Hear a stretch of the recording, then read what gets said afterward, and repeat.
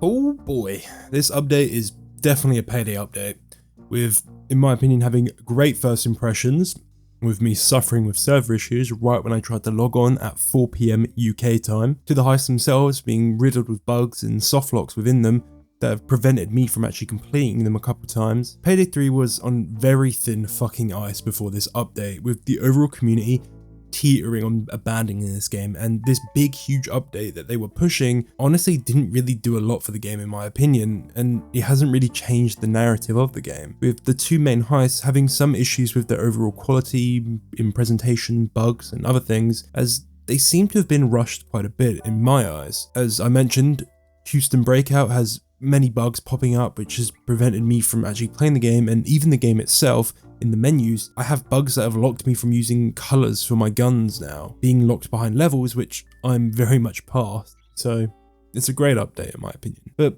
let's go through the update and all the content that was added to really get a feel for this and give my opinions on it. First, let's go through the three parts of the update. So first off, we have the new Diamond District heist, and it's actually really good, and dare I say amazing. It's probably the best heist that we've gotten in the game now, with some great freedom in how you approach the overall just heist. You can choose what store you want to hit, how you want to hit it, and you can also, what I think is really cool, is each player can hit a different store in loud and just go rampant and do it really fast.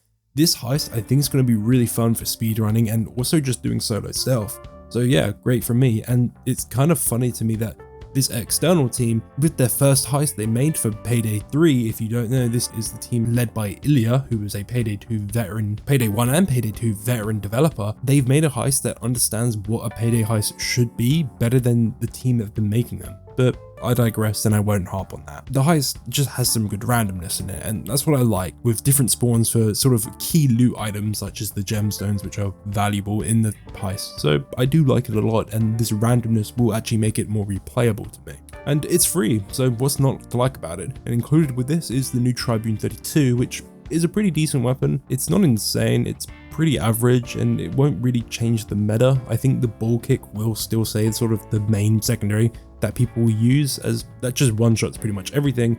And this thing does struggle with heavy swats, I've noticed. It does take like half the mag to kill them, so yeah, it's okay, but not amazing. However, one problem I have with this free heist is the lighting. They still have not fixed it. The issues that Boys in Blue had with its lighting are present here very badly, with you going from inside to outside constantly. It happens a lot on this heist, and I would love it if it would be fixed. Okay, let's go into the part of this video that you're all probably wondering. Should I buy Houston Breakout? Is it worth my money? Is it worth my 10 Great British pounds that I'm going to spend on it, or wherever you come from? Now, I was very excited for Houston Breakout. If you want to know, I played Payday 2 for a very long time, and I'm a massive fan of Houston Breakout, its overall layout, pace, everything. I think it's a masterpiece, and it's something that the Payday developers should look back on and look to for inspiration of how to build heists in loud especially. So what about this one? Do I think it's any good? It's okay. I do enjoy the heist overall, with both stealth and loud being really fun. I thought this heist would not even have stealth, so it having stealth is nice, as I thought it would actually follow its namesake of Hoxton Breakout being a loud only heist. So thumbs up from me, I do like that. It is really fun, but again, I've encountered quite a few bugs to this heist, and boy is it not clear. So first of all, when you break Houston out, people don't understand that you're not meant to follow him, you're meant to lead him. So you're actually meant to go to them points on that they're showing you first. I've noticed a lot of people stand around him waiting for him to move, and he never moves because you have to lead him. Bit of a sort of announcement there. If you're wondering why he's not moving, that's why. You're meant to go to the points they're marking for you. The bugs as well have been soft locks, and when I beat the heist, sometimes it just does not bring up the end screen. So it completely forces me to have to restart the entire game, and sometimes this means that it doesn't actually complete the heist for me. So I lose out on, you know, the cash I might have gotten, XP, and of course I lose my time, which I am trading for fun, but I'm losing that fun. It's annoying. Please, just a hot fix would be so nice, and this seems like such a simple scripting bug that has occurred here. So just fix that. And honestly, breaking Houston out in this heist does take sort of a step back of the overall heist. It doesn't feel like this is the main point of the heist, when you spend more time actually looting random evidence in the back rooms basically, just to make some money. And it's kind of weird. I really wish this was a 2-day heist which actually had you fighting the streets to get him out of the courthouse and to safety back in the safe house, but you don't do that. You just let a chopper take him away and do some looting. Of course, Payday 3 doesn't want to do multi-day heists, so we don't get that, and we lose out on what was the cool part of Oxen Breakout, which was the driving part of that heist. So yeah, it's kind of a missed thing to me, and it kind of does sour this heist in general, because you can't even go outside in the heist, which is a shame, because something I've liked about Payday 3 has been the environments overall. They all look really good, and Diamond District looks amazing. Just the overall ambience and the look of the buildings looks so nice, and with this heist we can't even go outside, so yeah, bit of a shame. And if I had to describe this heist in one word, it would be limited. It feels like the devs had a really cool idea for this heist and they were really trying to make it work, but it feels like deadlines and they kind of had to cut a lot of this heist out, and it kind of got shrunk down into the heist we're seeing now, something that feels very simple and limited, but it is fun, but it feels like it could have said and done a lot more for the game. And obviously you have to pay for this, so it's crazy to me that the free heist that was made is better in quality, in like size, replayability, and just overall a heist package compared to the paid one. So it's a bit weird for me, and it's just odd. I don't know. Alright, but that's not all you get for the payment of 10 Great British quid. You also get cosmetics, and they're all pretty good in my opinion. I do like all the outfits and the masks, but no colours for the outfits again is kind of annoying. The gloves are pretty meh. The free masks are all pretty cool as well, and they're all really nice, and I think they're all cool additions. And the weapons as well you get are all burst weapons, so they're a bit finicky, but they are unique and they're fun to use.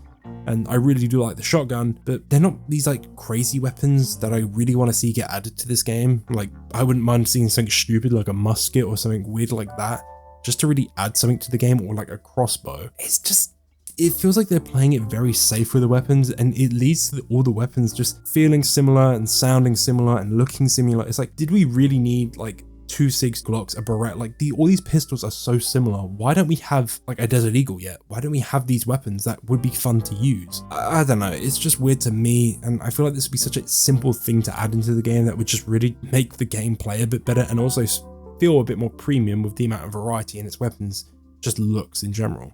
But I digress. So overall, what else is there? The music, that's amazing. Houston Breakout's music is potentially my new favorite track in Payday 3, and the Diamond District song is also really good. The animation team also did some great work this update, so shout out to them. They always do great, and they did amazing with this update as well. So overall, I do think this update is overall good for the game, but it doesn't really feel like it's pushed Payday 3 forward far enough, in my opinion, in a meaningful way.